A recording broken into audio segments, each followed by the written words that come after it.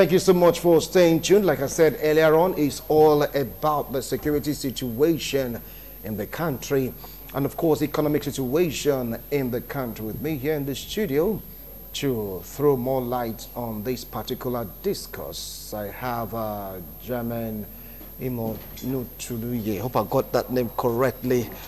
Yeah, he is a politician. He is also a businessman, an entrepreneur, you just name it. German, welcome to the show. Thank you. All right. And sitting very close to him is Victor Ogba. I call him Comrade Victor Ogba. He's a politician, a businessman.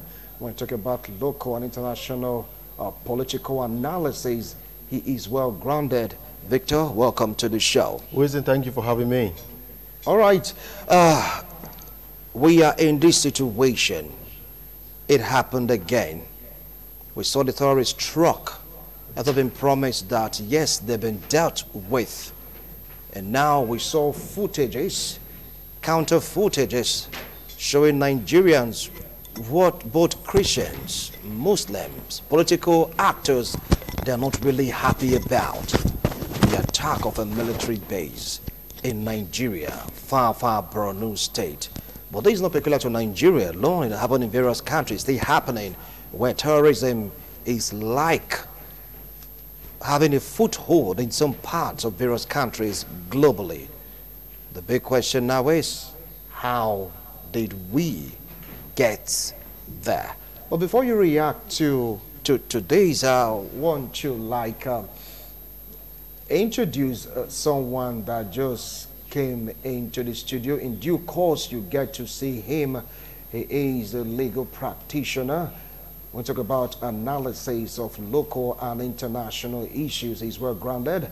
Join me. Welcome, Barrister Matthew Edega. Welcome to the show, sir. Thanks for having me. I appreciate your coming. So despite the hold up, you're able to wriggle through. Welcome. I just have to. Okay. So, Victor, over to you. What do you feel about this development, the recent attack? Well, like you said, how did we get into all this as a nation? True, the fact is that it's not peculiar to Nigeria. Of course, we agree. We agree. It is painful that I should not use mistake, the deliberate action of our leaders is leading to the deaths or the killings of Nigerians, either as civilians or as military men, on daily basis. It's so painful. We got into all this because of drive for power, to sustain power at all costs, craze over power. A situation where somebody wants to get into office, and first of all, in the process of electioneering, you set up a group that that you finally empower and grow up and become a monster, that you yourself cannot control. This is what put us where we are. A situation where governors want to become governor general and want to have rebels groups that if we use to counter his opponent, in quotes. I don't know if opposition has become an enemy at every point, and that is what has landed us where we are today. At the level of Boko Haram, at the level of militants at the Niger Delta, I think it is the craze for power. Now it got to a point where we say, okay, we have realized that this thing has become an issue. Our greed and lack of respect for the people we govern, made it got to this point. A situation where a sincere attempt to sustain, or sorry, to stop this whole thing. Money will be voted, for the military or for security, to curb this menace, and this same money, would not be used for what it was meant for. And they trivialized it, played with it. At a point, they started playing politics with it, and of course, it grew up to the point where we are today. Right. Yes, of course, we agree that government is trying their best to see how all this could be managed.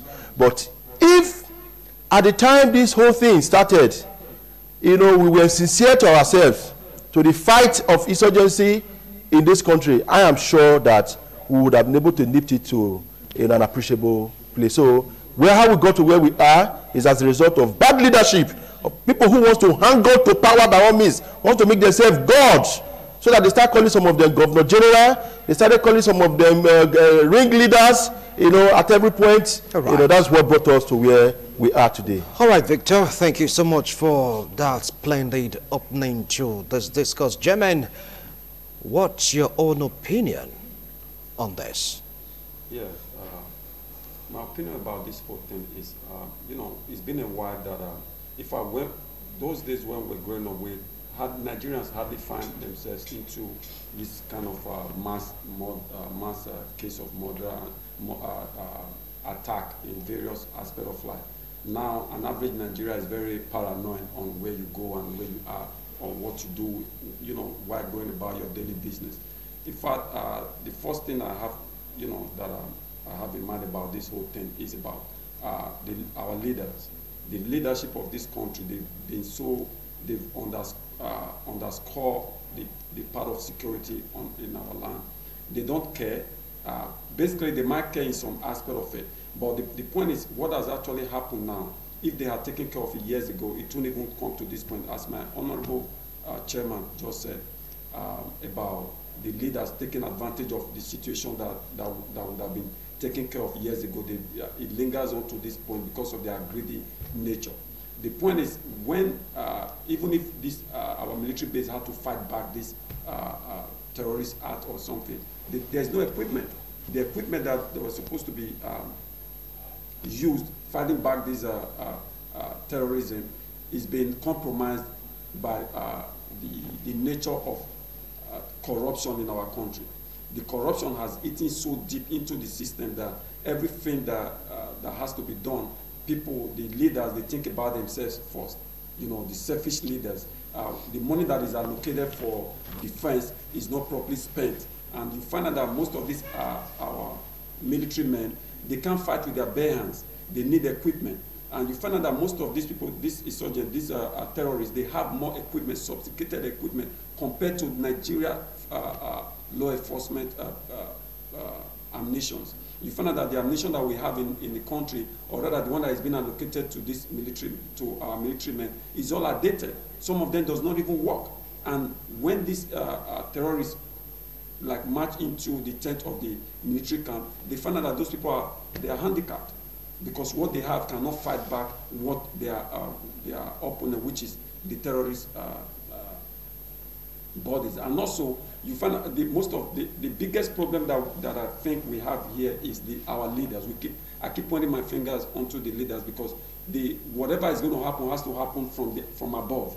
If it's taken care of from above, the middleman has to pursue what the instruction he or she has gotten from above. The leaders they don't see that as a concern. What they see as concern is how to hang on to the power that they have.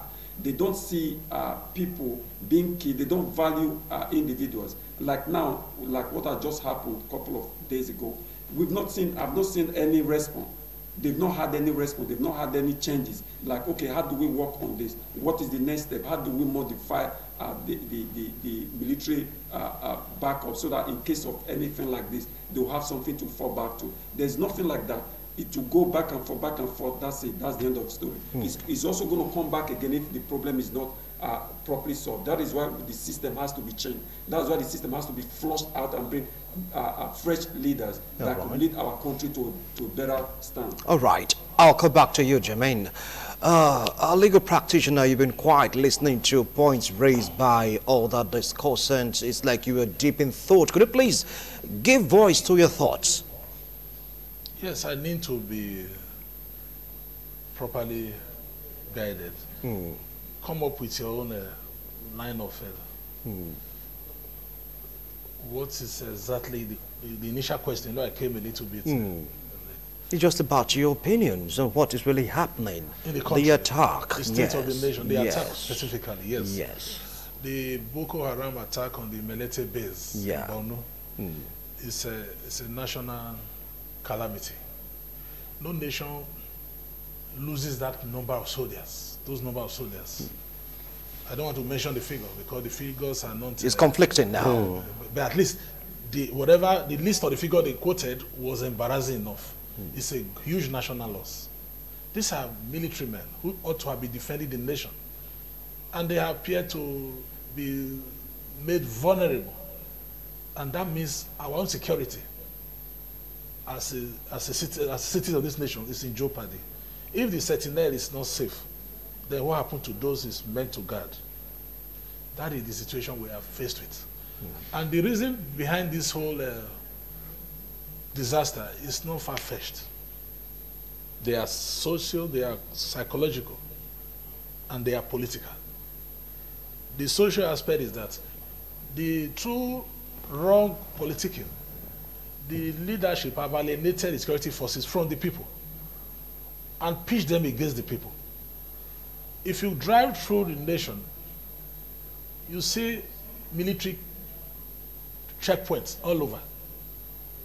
I'm not sure that those number of checkpoints are obtainable in Libya and Afghanistan, or even Iraq or Syria. They are unnecessarily exposing the military to the civil society. I say unnecessarily because where there is no war, you don't need to deploy military to be doing stop and search. If I drive to the east, you see the number of military roads, but you wonder if we have police force again, or other civil, whatever, other forces meant to provide day-to-day security of the nation. We have DSS, we have civil defense, we have the police. How on earth are you deploying military men throughout the nook and cranny of the country? Most of the time, motorists are harassed. This is unnecessary use and abuse of the military force we have by the political class to intimidate the civil populace. Patriotism will disappear in the mind of the military man if his own drive is not for the love of the people of the country. Allegiance should not go to those people in position of power. Allegiance should primarily go to the people and the constitution of the country. A military that loves the people is ready to lay down his life with a smile on his face. But when that love is removed, all that is left is the personal interest of the military man and his allegiance to the person in authority. And that cannot drive patriotism. And an army that is not patriotic cannot deliver in the battlefield. I disagree that they have no enough equipment. That is not the major reason. No army in the war had all the equipment it needs. You make do with what you have, maximal utility of what you have. Samson, remember in the Bible, we were told he defeated a battalion with a jawbone of an ass. That is courage, that is patriotism. He was ready for that battle. The greatest arm is the courage of the soldier. Not the arm you bear. It is the dagger of the heart. An army that is not heavily equipped can dislodge an army that is heavily equipped but are not courageous and are not well trained or determined. You don't need more than a rifle to kill a human being. I'm sure every military man has a rifle. It is the battle strategy that determines the efficiency or lack of it. Most of the time now we are inundated with stories of attack on our military bases. That is not because there is no lack of weapon. If you take the battle to the terrorists, you will achieve better results than waiting for them to launch the attack. You push yourself on the position of defensive. This is our country. This is an army, a regular army. This is a sovereign nation. The Boko Haram have no such leverages. They don't have a territory that can legally be called their own territory. How come they are able to launch attack? You say they don't have enough weapon, Boko Haram are better armed. I disagree. I'm not aware that Boko Haram has any fighter jet. At least. I'm not aware they have military helicopter. Not even one. And most of the time we are made to understand that the raid on those military formations is actually to source for arms. How do we now fund our military, equip them with arms, that the terrorists they are made to kill now end up taking the arms, and the arms end up in the hands of the terrorists. Which means it's a vicious circle. The more arms we give, there's no guarantee that it will not end up in the hands of the terrorists, because they are now into the habit of attacking our military bases. The last thing you can do in a battle is when the military base becomes vulnerable. Before battle gets to the military base, the battle would have been very fierce. To get to that point, it means you were retreating. Otherwise, nobody takes battle to the military base without serious showdown. But the frequency with which they are assessing military bases and killing our soldiers is a cause of serious concern. A cause for serious concern. Victor, as opposed to what you just said, he said, look, it's not in the weapon, it's in the heart. And according to him, the incessant attack on the military base is a cause for serious concern. Could you please take it up from there? Yes, of course. Looking at what is going on, of course, it's a call for serious concern. Well, like my brother said, that you need just a courageous man, not the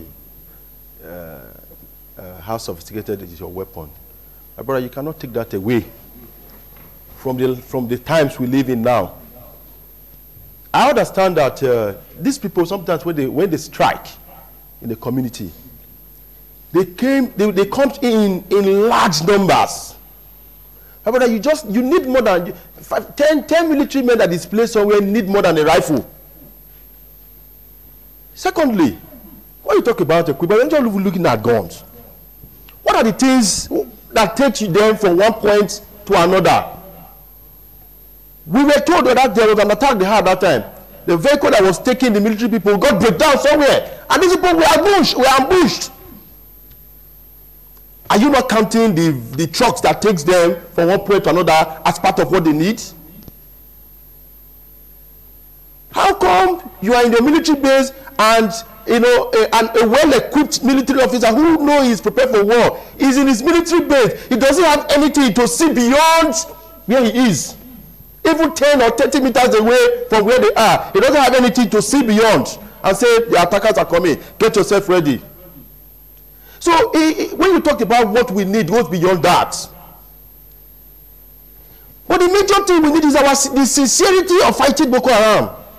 I listened to Obasanjo, former President Olusegun Obasanjo. He said, military Boko Haram started in his time, but he didn't take notice. He didn't take them seriously. Then when after his tenure, they were during the time of late year of blessed memory, he said that administration messed the thing up, and the thing escalated, and this is where we are till now. So that has shown the leadership failure. At a point, we said we want to go and acquire sophisticated arms, both jet fighters from US. They denied us. Because first of all, these people must have seen that the sincerity of fighting this thing is not there. This united Nigeria was not in their mind. That is why when probably people feel if we give these people this thing, these people who may be empowering one set of people against another set of people. They now say if we give it to Nigeria, they will use it for genocide. That means they have read our mind that we were not sincere in the fight against Boko Haram at that time. Even when we decide to say no, we are not going to America, we want to go to another country, they block it. According to the latest book that the former President Jonathan wrote, he said that President Obama thwarted all his effort, that even when he wanted to go and buy from another place, they made sure that they did not sell for us. But this administration came on board. For the same thing we were looking for, President Muhammadu Buhari went for it, and it was approved for him. Could it be that they saw that this man is at least serious to fight? So what am I trying to say? Not that I'm giving credit to anybody. What I'm trying to say is that, first of all, we need that sincere heart, that determination to fight the war against insurgency. First of all, you must be serious with yourself and serious with the people. If our people are not well grounded, of course, when you say these people comes and takes our arms from us, they don't depend on our arms. Probably when they get an opportunity to disarm you, they disarm you. We have seen countless number of times that the the customs, Nigeria customs has intercepted, truckloads of ammunition coming into this country that were not coming, that were not ordered by the Nigerian army or by the Nigerian government. Where were they going to? They are going to the hand of those people who want to use it. So for this fact that you saw one does not mean that 10 trucks have not entered. Okay, thank you. So they get their, so there's a place where they get their supplies from. And that is what they are using. So we must not begin to say it's a courageous heart. We need to match these people power for power. Don't take them for granted. All right. These people are getting arms, sophisticated arms from somewhere. Okay. I know you want to read, it will get to your turn. Now, he talked about sincerity of purpose, and he talked about the equipment being used. He gave an example of a military base not being able to see beyond few meters to see the enemies approaching. Take it up from there, Jermaine. Yes, to my honorable gentlemen, I understand what you said. So far, so good. We all know we're all adult. You know when you're ready, we know when you're ready. When you're not ready, we know you're not ready. As far as we're concerned, I'll start from a very simple way. You know, when I talk about I didn't say we don't have sophisticated weapons. I said our weapons are outdated. Obsolete. Yes, they are outdated. They are not upgraded. And another thing we should know, like my gentleman just said right now, these people who are fighting the terrorists, they know Nigerian, they know our weak point. They know the weak point of the Nigerian army. It's a disgrace to find. I'm not saying other terrorists, they don't attack other places in other part of the world. But you see what happened to America. Americans, they trained, what's the name of that guy? Bin Laden. Bin Laden. At the end of the day, Bin Laden came with that same training he got from America. He used it almost against them. Not almost, he succeeded halfway before he was captured and got killed. What am I saying in this essence? I'm saying that these people, these terrorists, they are part of the system. The system grew them up, they breed these people up, they breed them up for their own selfish interests. Now they cannot get rid of them because these were the people they were using for their own selfish interests. These people have grown now, okay, to uncontrollable individuals. So that is why most of these people on top will not want to attack them because they know they are same people. Another thing is, have you seen a serious system where a serious government where you know, like you go to the hospital, you're sick. You get to the hospital, you tell the doctor, you want to be treated. The doctor tells you, go home, I'll come and treat you at home. Is that possible? No, when you're sick, you need it and you need it. But our leader went to the US for a deal, an armed deal, you know. He went there, what did they tell him? They'll bring it in some years or in a year or in 3 years. Is that possible? Is that a serious mindset? Of course no. He knows the situation that we are in. If America cannot produce what we needed, we can go to other countries and get it because this thing is needed to fight the situation that we are in. But nobody cares. In a situation like my gentleman just said, that the National Army is being disarmed by a terrorist group, how dare are we, the ordinary people, to go around on our daily business to be free? We know nobody is free as we speak. So what I'm saying in essence is, you see, if somebody that is coming to fight you with, you're fighting with a double barrel that you have to cock and crack, and somebody that is coming with semi-automatic weapon, how are you going to justify that? That is what is happening. There is no way you tell me that those army, they were sleeping, even with those things that they had, these people just came and oppressed them. No. There's no gadget, number one. The gadgets are all expired, they are outdated. There's no gadget for them to alert other people like there's something happening, come and rescue us. There should be something they can't kill everybody at the same time. Somebody had to send a message. Any way you can send your message across for a distress call. Yes, a distress call. Nothing like that came. No emergency call, nothing. Okay. You know what I mean? They were just there like, they were paralyzed. Okay. Paralyzed, overwhelmed, no distress call due to obsolete weapons, according to Jermaine. Right. Now you have time to react, Barrister Matthew. I will react by starting on this from this angle. We keep emphasizing, emphasis on physician is insufficient weapon. I tell you, Nigerian army is not the least equipped in the West African sub-region. Addicted. When you say outdated, what is outdated? Where is the... I've just cited instances that Boko Haram has no known jet fighter. You know what a jet fighter can do in a battle? And the battle the Boko Haram are launching now is no longer the one of ambush. They are now invading military formation. All right, now hold on. Not that I want to cut short. Yes. I want to take it from the fact that he said you can't see the enemy from afar. Who said so? From what he said. From He said you what- don't have the equipment. From what we gathered, they wrote a letter to that base that they were coming to invade. No, the gadget to see. No, Please, hold on. if He has the floor now. Let him If I talk. write to you that I'm coming to your house tomorrow to deal with you, do you need gadgets to look at my coming before you get prepared to expect me? I'll get ready for you. You should be ready. You should be ready. You should be at red alert because that is a war situation. In fact, you should not even have any moment of lack of consciousness. It's deadly in the battle situation. There are trenches in the battle. You are aware that so there are deep trenches. Right. If you see real war situation, you will know there is war. The truth is that Nigeria is at war, and they are pretending as if it is a mere riot. No, hold on now. I really want you to rephrase that word. Nigeria is at war. We're talking about fighting terrorism here. We are not at war. Is that at war? In the northeast region. You're talking about the whole country. So please focus on that region, not Nigeria being at war. There's nowhere in the world where war will just take over the entire circumference of a country. Even in Afghanistan, there are some peaceful portion. Even in Somalia, there are some areas that war cannot just spread like a tornado. That is the nature of war. If Northeast has been under war, whatever, for over how many years now? Over 10 years. And you say Nigeria, how do you define a war? A nation at war is a nation at war. Nigeria is at war. With who? With the insurgents. The entire area of Northeast, you know how big it is? You are seeing attack in Dapchi. You saw the frequent attack in Borno, different location. Soldiers have been deployed for over 10 years. Are you saying we are not at war? We are at war. It's Nigeria that is at war. You can't say a section of Nigeria is at war. It's the national army that is fighting. So that is war already. So if we have that mindset that it's a casual war, the war has no casualty. It has casualties. If you are fighting war, you are fighting war. If each of Nigerian territory is invaded, the nation is at war. Now, let me come back to the basics. The issue of lack of weapon.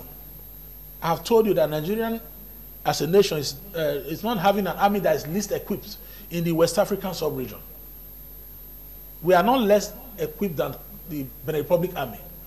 We are not less equipped than the Niger Republic Army, even the Chadian Army. I can tell you that. But what is happening in Nigeria now is not happening in those areas. We are talking about the West African Islamic state of West Africa, ISIS West Africa. So the battle has gone international, and we are still treating it as a local issue. That's why I spoke about the political political aspect of it. And again, how do you explain that with all this level of casualty, civilian and military, when you get these Boko Haram people, you claim you rehabilitate them and release them back to society? No, tell me what sense it makes. But the same country will keep Ezazaki in detention under the guy that is a threat, a security threat. This man has not declared war against the country. Even when court give order for his release, they say no, it's a security threat. How then do you release terrorists who have levied war against the country, maim people, kill our soldiers, civilians, kidnap? When you now are able to lay hands on them, you set them free in the name of rehabilitating them. How do you rehabilitate terrorists? Where is that one done on earth? You know the nature of a terrorist heart. They are fighting a battle that is anchored on their spiritual conviction. How do you know the heart of man? Do I know the heart of we see as we are there now? Even the devil does not know the heart of man except God. So if a terrorist now decide to infiltrate the society and come to you and say, I have repented, and you just look at him on his face and say you believe him, you take him back to the society. Are you not taking a serpent to a playground where children are going to be playing? All right. So the question is, we have no reason to be setting terrorists free. They are not passing through any prosecutional process. We don't prosecute them. There are jails built for criminals, lesser criminals. We have not opened our prison gates to release people who stole handsets and pickpockets. We are not even taking our terrorists to prison to serve any jail term. We are granting them amnesty. And these same people, we claim we are fighting. When they kill our soldiers, we cry. When we lay hands on them, we set them free. Are we a serious nation? All right. I'll come back to you on that. Weapon have nothing to do with that. Some weapon. He talked about weapon have nothing to do with it. He talked about also a government capturing terrorists, claim to rehabilitate the terrorists and send them back into the society. Was that a big mistake on our part? You see, from what he said the society trained them. He gave an example for Osama bin Laden. You trained them, you captured them, you rehabilitated them, and there's this report that some of them were being drafted into the security agencies. A terrible policy. Was that a huge mistake? Well, hold on, Victor, yeah. Well, like I said from the beginning,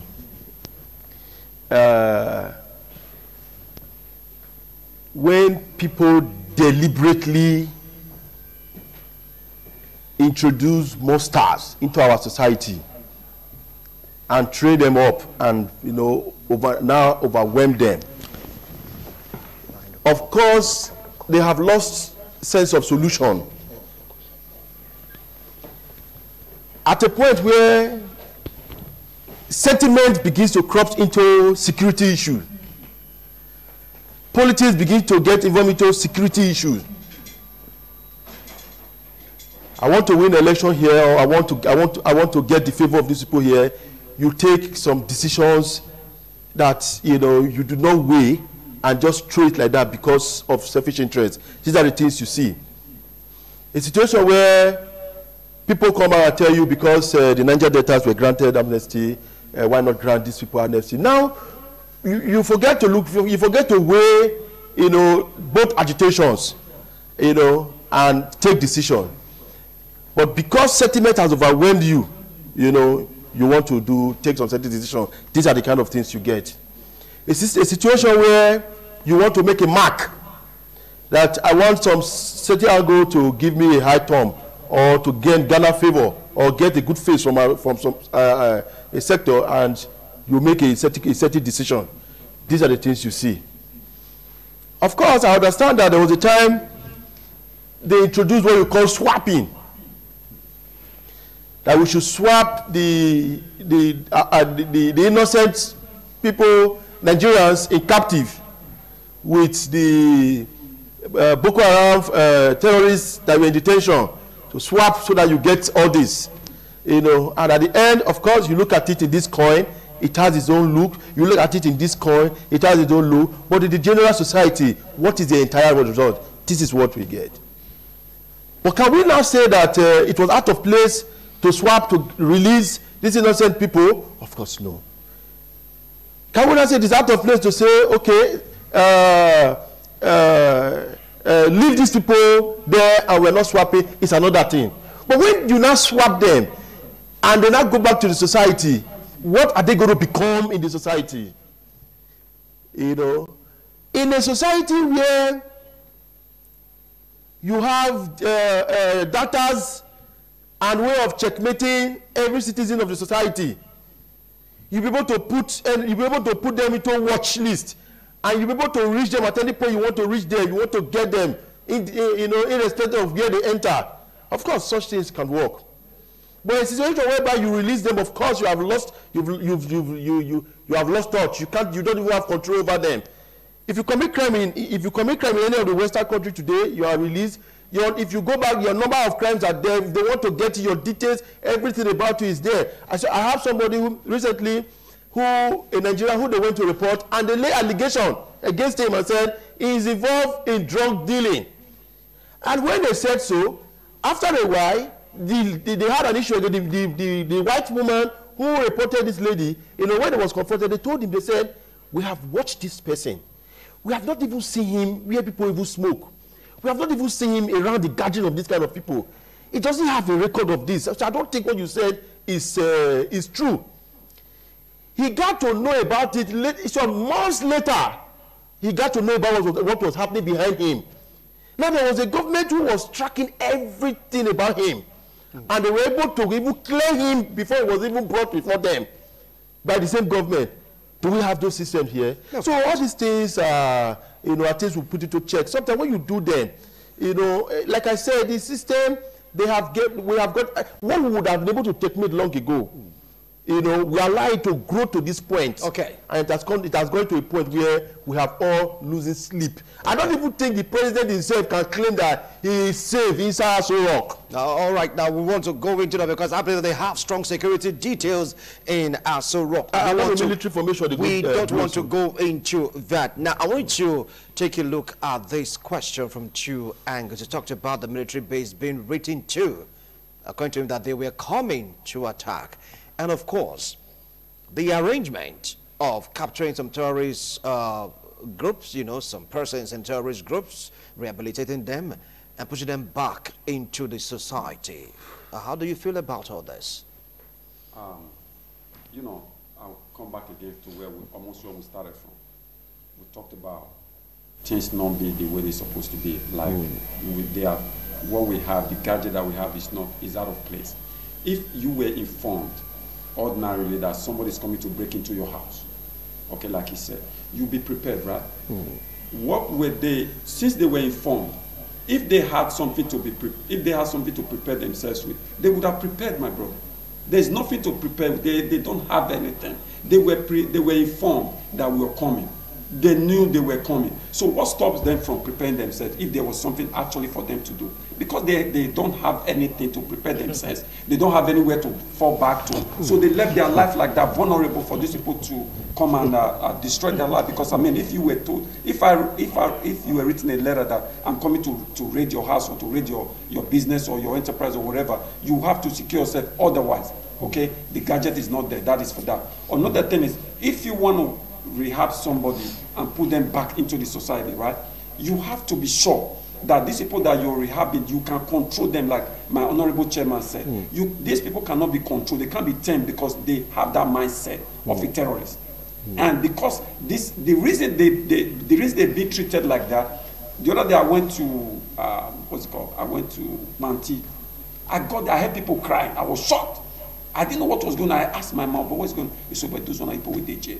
When I got there, I wept when I saw people. Those are just, crime is crime anyway. I'm not trying to upturn anybody, you know what I mean? But the fact is, if those people that are done, whatever they've done, they are dead. The terrorists cannot be, I've not had a case in Nigeria where terrorists is been apprehended or been taken to court or whatever. Or jailed or this. Or executed, Or executed, no. You remember those days when we were growing up, armed robbers, we have a place they execute them somewhere. Fire squad. Armed robbery stopped. So these people know that if they are captured, their godfather, this is about the godfatherism now, this is about the system. The system had failed us. This is why we need a different thing, because if you swap them again, if you recycle anything, it does not come out to be written. Whatever you recycle is dead. Okay, it takes a while to bring it back to read, but it cannot be new. So they recycle these people, these leaders, they recycle them, but these same people they recycle as leaders, these are the same people that has link with this terrorist group. Okay. Because if they put them in jail, whatever they do to them that is detriment to their organization, the leaders will lose their sleep over it because they are all in the same thing. That is why we have need as a Nigerian that has a PVC to make sure you vote and vote the right people into power this time. Thank you, Jermaine. Barrister Matthew, you're going to have the last take on this segment. We're going to have other segments due to the season and all that. Yes. So, they've reacted to so many points you've raised. YouTube reacted to some points also they've raised. We have other guests also that will throw more light into this. Go ahead. Have we ever thought of the lack of synergy among the security outfit in this country? He's talked about they were coming, they have no gadget to prepare themselves. Whereas we have an air force.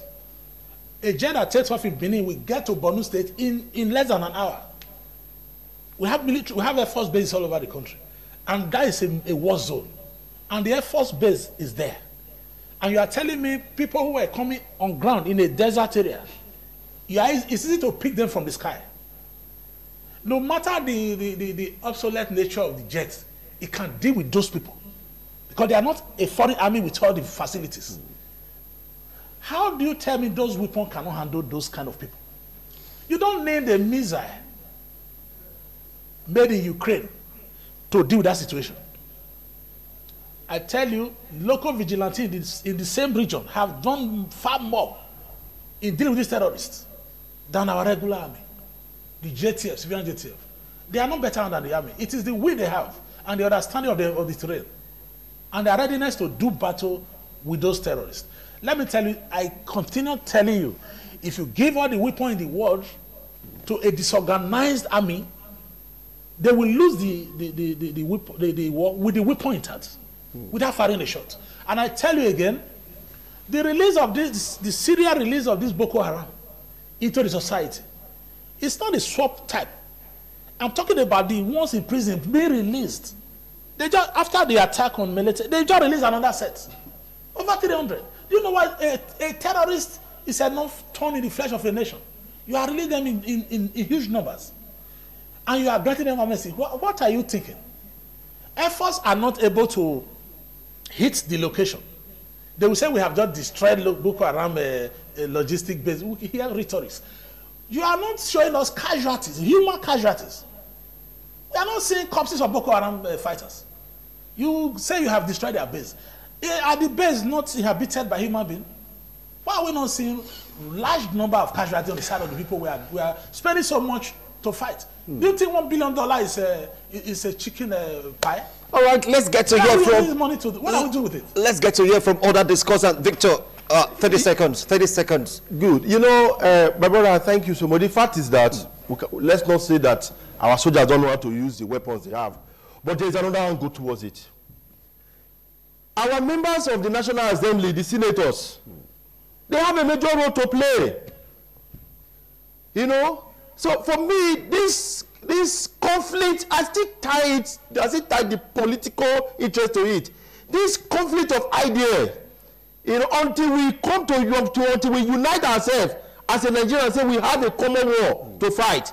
I remember the other time there was a crisis. And the crisis was that executive, why did you go and pay money to go and buy weapons, jets to fight Boko Haram without consulting us? The other one said, no, I have my own role to play without. But for me, if we see it as a common fight, you know, of course, that such kind of war will not come. I pity people like Jermaine, you know, who are trained themselves to become senators in the next election. Thank you. I pity for them because you have a lot of work to do. Thank you so much, gentlemen. Thank you so much. Let's go to hear from other analysts. Let's see their own angle, their own side of the story. Barrister Matthew, I appreciate your coming. Jermaine, thank you so much for coming. Victor, thank you so much for coming. Well, let's get to hear from others. It's all about the state of the nation, security, and economy. Letter was written.